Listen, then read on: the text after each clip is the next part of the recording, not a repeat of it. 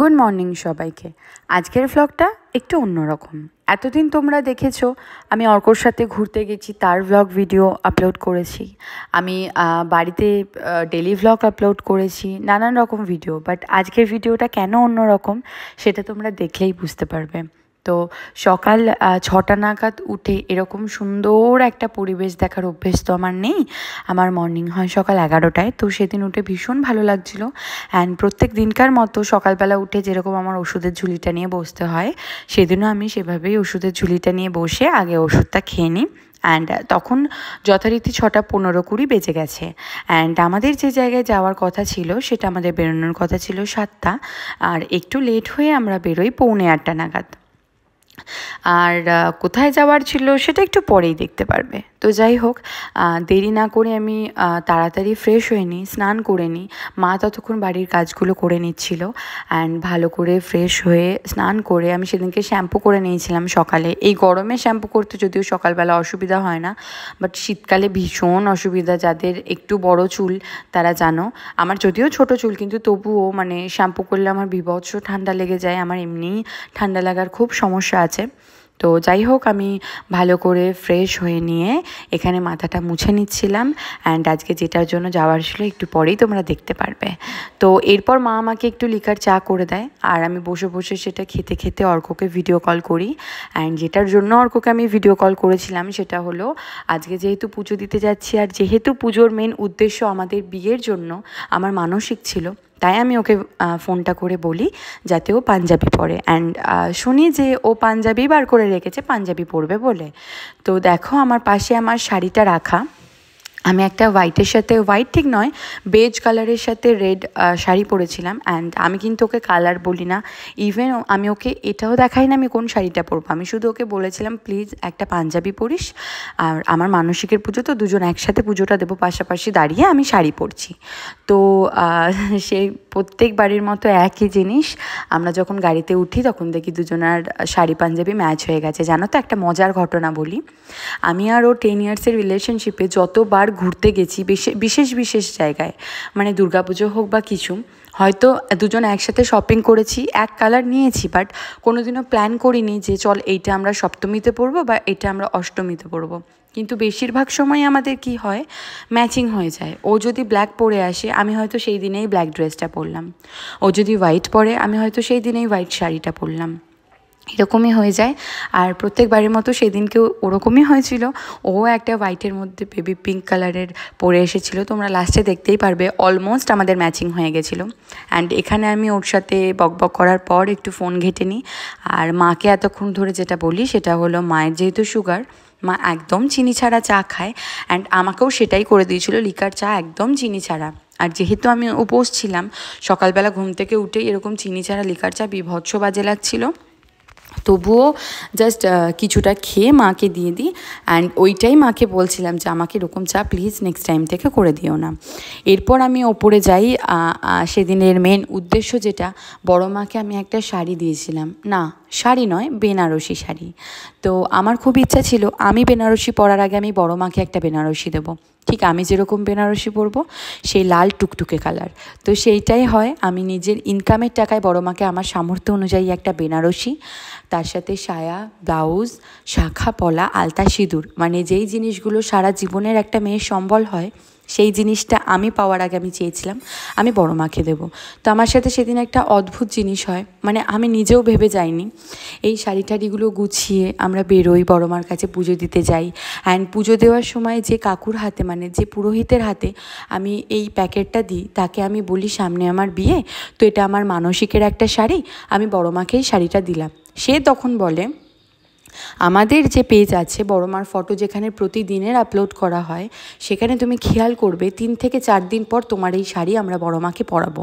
কিন্তু বিশ্বাস করো, বড় মার এত ফটো এত জায়গা থেকে আপলোড হয়, আমি ঠিক জানি না বড় মার প্রত্যেক দিনের আপডেটটা কোন পেজ থেকে থাকে, ফেসবুক বা ইউটিউব বা কোথাও। কেউ যদি জেনে থাকো আমাকে প্লিজ কমেন্ট করো, হয়তো এতদিনে বড় মা আমার শাড়িটাও পরে নিয়েছে, দেখলে একটু মনটা শান্তি হবে আর কি। তো তোমরা যদি জেনে থাকো অবশ্যই কমেন্ট করো বা আমাকে পেজের লিঙ্কটা দিয়ে দিও।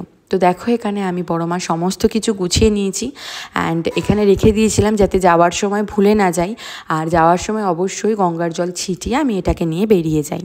এরপর আমি বড় মাকে পুজো দেওয়ার আগে সর্বপ্রথম যেটা করি আমার বাড়ির ঠাকুরকে পুজো দেওয়া।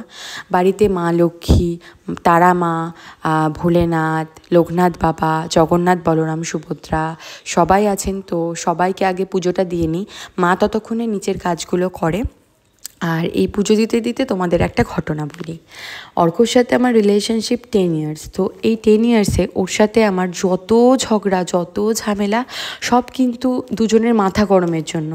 মানে আমাদের যারা চেনে তারা জানে আমাদের দুজনের মধ্যে হয়তো 3 দিন ধরে তুমুল ঝামেলা, কারণ কিন্তু সেরকম কিছু না, কারণ ওই একটাই, দুজনের মাথা গরম। তো দুজন মিলে মানে নতুন একটা জীবন শুরু করতে যাচ্ছি। রিলেশনশিপ, প্রেম করা, এগুলো তো একটা অন্যরকম। একটা ছাদের তলায় একসাথে থেকে সংসার করা, এই জিনিসটা একটা অন্যরকম। তো এই জিনিসটা নিয়ে ওই ভয়ের কারণেই আমার বড় মার কাছে যাওয়া, যাতে ওর মাথা ঠান্ডা না করলেও আমারটা করিয়ে দেয়। কারণ যে কোনো একজন না ঝামেলার সময় একটু চুপ করে গেলে সত্যিই মনে হয় ঝগড়াটা অত বড় হয় না। আর ও যেহেতু একটু শান্ত, তা ওর মাথা গরম একটু কমই হয়, মানে হলে খুব হয়, নইলে ও শান্ত প্রকৃতির, আর আমি সব কথায় রেগে যাই। তো আমার বড় মার কাছে পুজো দিতে যাওয়ার দুটোই উদ্দেশ্য, আমার মাথাটা ঠান্ডা করে দাও, আর ওকে, ওর মা বাবা মানে আন্টি আঙ্কেল সবাইকে যেন আমি ভালো রাখতে পারি, ও যেন আমার বাড়ির খেয়াল রাখতে পারে। একটা বিয়ে মানে তো ওর আর আমার শুধু মিলন সেটা নয়, আমাদের দুটো পরিবারের একসাথে মিলন। তো আমি সেটার জন্যই বড় মার কাছে গেছিলাম, আমি যেন ওর গোটা পরিবারের সুখে দুঃখে পাশে থাকতে পারি। অ্যান্ড সেভাবেই আমার ফ্যামিলিতে আমার মা বাবার কোনো ছেলে নেই, সেই দায়িত্বটা যেন ও পালন করতে পারে।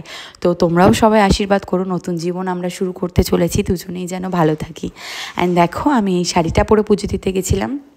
আমার কাছে এই শাড়িটা পরে ফটো আপলোড করার পর প্রচুর ভিডিও, মানে প্রচুর কমেন্ট এসছে যে দিদি শাড়িটা তুমি কোথা থেকে নিয়েছো, কত দাম। তো তোমাদের বলি, এই শাড়িটা আমি সাহা টেক্সটাইল থেকে নিয়েছি। শাড়িটার দাম 3,500 টাকা মতো, এক্স্যাক্ট আমার মনে নেই, 3.5 থেকে 4-এর মধ্যেই তোমরা পেয়ে যাবে।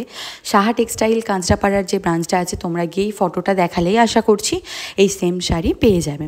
এরপর দেখো আমি এখানে রেডি হচ্ছিলাম। তো রেডি হওয়ার জন্য সর্বপ্রথম যেটা আমি ইউজ করেছি সেটা হলো সানস্ক্রিন, নিউট্রিজেনা সানস্ক্রিন। আমার প্রচণ্ড ট্যান পড়ার সমস্যা, তো আমি যখনই সকালের দিকটা বা দুপুরের দিকটা কোথাও বেরোই, এই সানস্ক্রিনটা গাদা গাদা করে মেখে বেরোই। হ্যাঁ, একটু ঘাম হয়, বাট ভীষণ লাইট ওয়েট আর ভীষণ সুন্দর। আর যারা যারা ইউজ করো তারা তো জানোই, যারা ইউজ করো না এই সানস্ক্রিনটা ইউজ করে দেখতে পারো। এরপর আমি হালকা করে জাস্ট আইব্রোটা একটু ড্র করে নিই, অ্যান্ড একটু কাজল পরে মাস্কারাটা দিয়ে নিই, কারণ শাড়ির সাথে কাজল না পরলে ঠিক লুকটা ঠিক লাগে না। তো এরপর আমি একটা নিউড লিপস্টিক পরি, আর যেটা না করলে একদম বেরোনোই যাবে না সেটা হলো গালে ব্লাশ। নতুন আমার একটা জিনিস হয়েছে জানো তো, আমি কোনোদিনও গালে ব্লাশ দিতাম না, বাট এই রিসেন্ট 1-1.5 মাস ধরে মায়ের একটা লিপ বাম আছে, লিপ বামটা আমি ঠোঁটে দিই মাঝে মাঝে রাতে। তো একদিন ন্যাচারালি বেরোনোর সময় আমি ওই লিপ বামটা নিয়ে একটু গালে লাগাই, তো এত সুন্দর লাগছিল, গাল দুটো একদম হাইলাইটারের মতো চকচক করছিল, প্লাস এত সুন্দর একটা সফট পিঙ্ক কালার হয়ে গেছিলো। তারপর থেকেই আমার একটা নেশা হয়ে গেছে বলতে পারো। আমি নর্মালি কোথাও গেলেও না ওই ব্লাশ, মানে ওই মায়ের লিপ বামটা ব্লাশ হিসেবে গালে লাগিয়ে যাচ্ছি, ভীষণ সুন্দর দেখতে লাগছে। আর এখানে দেখতে পাচ্ছ চুটকুলি, ও সকাল থেকে উঠে কোথায় যাচ্ছ নানু, কোথায় যাচ্ছ নানু পেছনে পড়েই ছিল। ওকে অনেকবার বলেছিলাম তুই যাবি তো চল, তো যায়নি। যাই হোক, আর এই হারটারও একটা ঘটনা আছে। মা আমাকে জোর করে এই হারটা পরায়, যেহেতু পুজো দিতে যাচ্ছিস টিপ হার এগুলো পরতেই হবে। আমি খুব একটা জুয়েলারি টিপ এগুলো পছন্দ করি না, তো মায়ের কথায় সেদিন এটা পরি। তারপর দেখি না পরে বেশ ভালো লাগছে। দেখো মা এটা জোর করে পরায়, দাঁড়িয়ে বলে দেখ কী সুন্দর লাগছে। তো আমি পুজো দিতে যাওয়ায় ওখানে মোটামুটি 10 থেকে 20 জন শুধু আমাকে মানে এই হারের কথাই জিজ্ঞেস করে গেছে, এই হারের কথা, মানে এই হার নিয়েই তাকিয়েছিল হাঁ করে। তো এই হারটা জানো তো আমার তারাপীঠ থেকে কেনা, জাস্ট 50 টাকা দাম নিয়েছিল। আমার দিদি আমাকে গিফট করেছিল। যেহেতু আমি সেভাবে কিছু পরি না, দিদি এটা নিজের জন্য একটা কিনেছিল আর আমাকে একটা কিনে দিয়ে বলেছিল এটা পরে দেখবি খুব ভালো লাগবে। এরপর আমি বেলা ভিটার রোজ পিঙ্ক যে পারফিউমটা আছে সেইটা একটু দিয়ে নিই, অ্যান্ড ভালো করে চুলটা আঁচড়ে চুলটা টপ নট করি। সেটা তোমাদের দেখাইনি, চুলটা জট ছাড়াচ্ছিলাম বলে তখনই আমি ভিডিওটা অফ করে দিই। তো এরপর আমার ফাইনাল লুকটা তোমরা দেখতে পারবে, কেমন লাগছে জানিও। আর যেহেতু বিয়ের জন্য পুজোটা দিতে গেছিলাম, আমি একটু সাজটা বউই করেছিলাম। এরপর আমি তাড়াতাড়ি করে রেডি হয়ে তখন 7:45 বেজে গেছে, অ্যান্ড অর্ক আমায় কল করে দিয়েছে। ও যথারীতি আন্টিকে নিয়ে তখন আমাদের বাড়ির গলির কাছে দাঁড়িয়ে রয়েছে। অ্যান্ড দেখো এই যে মা আর মাকেও আমি রেডি করে দিয়েছি। মা কোনো দিনই বেশি সাজে না, তো হালকা করে একটা টিপ পরিয়ে ঠোঁটে একটু লিপস্টিক দিয়ে দিয়েছি। আর এই যে আমার ফাইনাল লুক, ছোট্ট একটা লাল টিপ, চোখে কাজল, একটা নিউড লিপস্টিক। জানো তো এই জিনিসটা আমার লাল লিপস্টিক একদম ভালো লাগে না। এই শাড়িটার সাথে হয়তো অনেকেই বলবে লাল লিপস্টিক পরলে বেশি ভালো লাগতো, বাট কেন জানি না আমার লাল লিপস্টিক মানে নিজেকে পরলে প্রচণ্ড ওভার ডান বা ভীষণ বেশি সেজে ফেলেছি এরকম লাগে। হয়তো আমার স্কিন টোনের সাথে লাল লিপস্টিকটা যায় না। তো এরপর আমি মাকে নিয়ে বেরিয়ে পড়েছি, অ্যান্ড বেরিয়ে দেখি অর্ক আন্টিকে নিয়ে দাঁড়িয়ে রয়েছে। অ্যান্ড তারপর আমরা গাড়িতে উঠে পড়ি। আর দেখো ও এরকম ঘুম থেকে উঠলে না বেশি কথাও বলে না, এরকম চুপচাপ থাকে। ডাকার পর একবার একটু তাকালো, তাও হাফ ফেস, পুরোটা নয়। আর গাড়ির মধ্যেও সানগ্লাস পরে, এই সানগ্লাস ও এখন খুলবে না, মন্দিরের ভেতর গিয়ে হয়তো একবার ঠাকুরকে দেখার জন্য খুলবে। তো এরপর গোটা রাস্তাটা আমরা গল্প করতে করতে যাই। আমি বেশি টেকও নিতে পারিনি, তার কারণ মা আর আন্টি স্বাভাবিকভাবেই গল্প করতে করতে যাচ্ছিল। অর্ক আর এই কাকুও কথা বলতে বলতে যাচ্ছিল, আর আমি মা আর আন্টির গল্প শুনতে শুনতে যাচ্ছিলাম। আর গান চালিয়ে দিয়েছিল সকালবেলা। আমার নিজেরও ঘুম চলে আসছিলো আবার, কারণ অত সকালে আমার ওটা অভ্যেস নেই। আর আমি ভাবতে ভাবতে যাচ্ছিলাম যে এত বছর প্রেম করেছি, ওকে আমি এত ছোট থেকে চিনি, ও আমাকে এত ছোট থেকে চেনে। আমরা না ছোটোবেলা থেকে প্ল্যান করতাম বিয়েটা ধুমধাম করে করব, একটু বড় হলে বিয়ে করব। কোনো দিনই অর্কর সাথে আমার কোনো দিনই এরম প্ল্যান ছিল না যে আমরা পালিয়ে যাব বা বাড়িতে না মানলে অন্য কোনো স্টেপ নেব।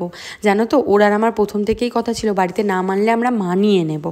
তো এই জিনিসটা আজকে এসে এই যে এতটা সফল, আর জাস্ট হাতে গুনে কটা মাস, তারপর সত্যিই দুটো ফ্যামিলি থেকে দুজন এক হচ্ছি, এই জিনিসটা আজও আমার বিশ্বাস হয় না।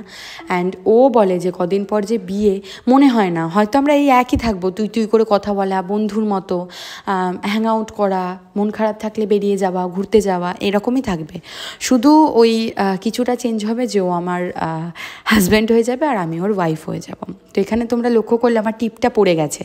আমি এত ঘামি, রাস্তা থেকে ওইটুকু রাস্তা হেঁটে আসতে আসতে এত ঘেমে গেছিলাম, টিপটা কপাল থেকে পড়ে যায়। অ্যান্ড আন্টি আর মা সমানে বলে গেছে একটু টিপ পরিয়ে দিই, রাস্তা থেকে টিপ কিনে পর। মানে আন্টি আর মায়ের একটা ব্যাপার আছে, আমি যত বেশি সাজবো ওনারা দুজন তত বেশি মানে স্যাটিসফাইড হয় আর কি। তো এই জিনিসটা গোটা রাস্তা দুজন বলে গেছে গাড়িটা দাঁড় করা একটা সাজার জিনিসের দোকানের সামনে, তুই নাম নেমে একটা টিপের পাতা কেন, একটা টিপ পর। আমিই বলেছি না দরকার নেই, জাস্ট পুজোটা দিয়ে তো বেরিয়ে যাব, আমি তো সেজেছি, অন্য দিনের তুলনায় আর সাজতে হবে না। তো এরপর বলতে বলতে আমরা অলমোস্ট নৈহাটির কাছাকাছিই চলে আসি। অ্যান্ড প্ল্যান করি যে আমরা একটু জুডিওতে দাঁড়াবো, কারণ মা আর আন্টি কখনো জুডিওতে যায়নি। আমি যতবার গেছি অর্ক বা দিদির সাথে গেছি, তো মা আর আন্টির খুব শখ যে জুডিওতে একটু কালেকশন দেখবে, যতই ইয়াংদের কালেকশন হোক না কেন, মানে আমার জামা প্যান্ট, অর্ক জামা প্যান্ট দেখে। তো আসার সময় একটু প্ল্যান করেছিলাম জুডিওতে দাঁড়াবো, বাট এত দেরি হয়ে যাওয়ায় আর এত শরীর খারাপ লাগায় আর দাঁড়াতে পারি না। এরপর দেখো আমরা মন্দিরের কাছাকাছি চলে আসি। অ্যান্ড এতক্ষণ ঠিক হচ্ছিলো গাড়িটা কোথায় মানে রাখবে আর কি, আর আমরা কোথায় নেমে পড়বো, কারণ সেদিন অসম্ভব ভিড় ছিল। দিনটা মঙ্গলবার বা শনিবার, এই দুটোর মধ্যে যে কোনো একদিন ছিল। কারণ আমি যতবারই বড় মাকে পুজো দিতে যাই না কেন, আমার মন থেকে ঠিক দিনটা মঙ্গলবার বা শনিবার না হলে ভালো লাগে না। হ্যাঁ অবশ্যই ওই দুটো দিনই তো মায়ের বার। আমার মনে হয় যতই আমি লাইনে দাঁড়াই না, যতই যাই করি না কেন, ওই দুটো বারই মাকে পুজো দেওয়া শ্রেষ্ঠ। তো এরপর যেটা হয় সেটা হলো মায়ের মন্দির থেকে প্রায় 3 কিলোমিটার দূরে আমাদের লাইন চলে যায়। অ্যান্ড আন্টি আর মাকে যে দোকান থেকে আমরা পুজোর সব কিছু নিই, সেই দোকানে বসে এসে অর্ক গোটা রাস্তা আমার মাথা খেতে খেতে যায়, একটু মাজা খাবি, একটু জল খাবি, একটু খাবার খাবি। আমি আর গোটা রাস্তা আমি বলতে বলতে যাই আমি উপোস। তো ওকে আমি বলাতে যে যা গিয়ে তুই একটু রোদটা বাদ দিয়ে কোথাও দাঁড়া, ও কোথাও দাঁড়ায় না, এভাবেই গোটা রাস্তা আমার সাথে হেঁটে হেঁটে যায়। অ্যান্ড ফাইনালি গিয়ে আমরা সকাল 11টা কি 11:30 নাগাদ মন্দিরের ভেতরে ঢুকে এই মিষ্টি মুখটা দেখতে পাই। অ্যান্ড আমার এই এত যে কষ্ট, 1.5 ঘন্টা ধরে যে রোদ্দুরে লাইনে দাঁড়িয়ে থাকাটা সার্থক হয়। তো এরপর এখানে আর কোনো ভিডিও করতে দিচ্ছিল না বলে আমি আর কোনো টেক নিতে পারিনি। অ্যান্ড ফাইনালি অর্ক গাড়িটাকে নিয়ে আবার চলে আসে। অ্যান্ড আমরা একটু ব্রেকফাস্ট করে নিই, তার ভিডিও আমার একদম মনে ছিল না যে আমি ভিডিও করছিলাম, তো সেই টেকটাও নিতে পারিনি। পাশেই আমরা একটু কচুরি খেয়ে নিই অ্যান্ড আবার বেরিয়ে পড়ি বাড়ির উদ্দেশ্যে। পুরো ঘেমে স্নান করে গরমে লাল হয়ে গেছে মায়ের মুখ, আন্টির মুখ। তারপর গাড়িতে ওঠার পর অর্ক আবার এসিটা চালিয়ে দেয় অ্যান্ড আস্তে আস্তে আস্তে আস্তে সব নর্মাল হয়। দেখো ও নিজেও ঘেমে গেছে পুরো। আর এখানে এত জ্যাম ছিল তখন অলরেডি 12:30 বেজে গেছে। এই যে আমি জ্যামটাই যে দেখতে দেখতে যাচ্ছিলাম, তোমাদের আমি দেখাচ্ছি, মানে এটাই হয়তো বড় মা। লোকে কত দূর দূর থেকে খালি পায়ে এসে দাঁড়িয়ে আছে তখনও 12:30টার সময় কোনো না কোনো মনস্কামনার জন্য, হয়তো কেউ সুখের কোনো কাজের জন্য, হয়তো কেউ দুঃখের কিছুর জন্য। তো যাই হোক, বড় মা যেন সবার মনের কামনা পূরণ করে। আমি পুজোটা দিতে গিয়ে শুধু নিজের জন্য চাইনি, আমি অলওয়েজ বাড়িতেও পুজো দিতে দিতে বলি, মা তুমি সবাইকে ভালো রেখো, সবার মনস্কামনা পূরণ করো, আর হ্যাঁ তুমি নিজেও ভালো থেকো। দেখো তখনও ঠিক এই রকম এত লাইন পড়ে আর রোদ্দুরটা একটু কমেছিল, তো মা আর আন্টি সেটাই বলছিল যে যতক্ষণ তুই দাঁড়িয়েছিলি এত রোদ্দুর ছিল। তো সেটাই হয়, আমি বড় মার কাছে গেলে বড় মা একটু আমার অগ্নি পরীক্ষা নেয়। একটু সেদিনকে প্রচুর ভিড় হয়, একটু সেদিনকে প্রচুর রোদ্দুর থাকে, কিন্তু আমি যেই বড় মার কাছে ঢুকে যাই সমস্ত কষ্ট আমার শরীর থেকে এক নিমেষে শেষ হয়ে যায়। তো এভাবেই আমার দিনটা কেটেছিল, আমার পুজো দিয়ে মা, আন্টি আর অর্ককে নিয়ে আমার ওই মানে বিয়ের একটা শুরুয়াত বলতে পারো। আমি বিয়ের শুরুয়াতটা কেনাকাটা না করে এভাবে করেছি, এরপর আমার কেনাকাটা শুরু হয়েছে। তো তার ভ্লগও আসছে তোমাদের সাথে, বিয়ে সমস্ত কিছু কভার করেও আমি তোমাদের দেখানোর চেষ্টা করব। এই যে মায়ের মন্দির, সবাই একটু প্রণাম করে নাও।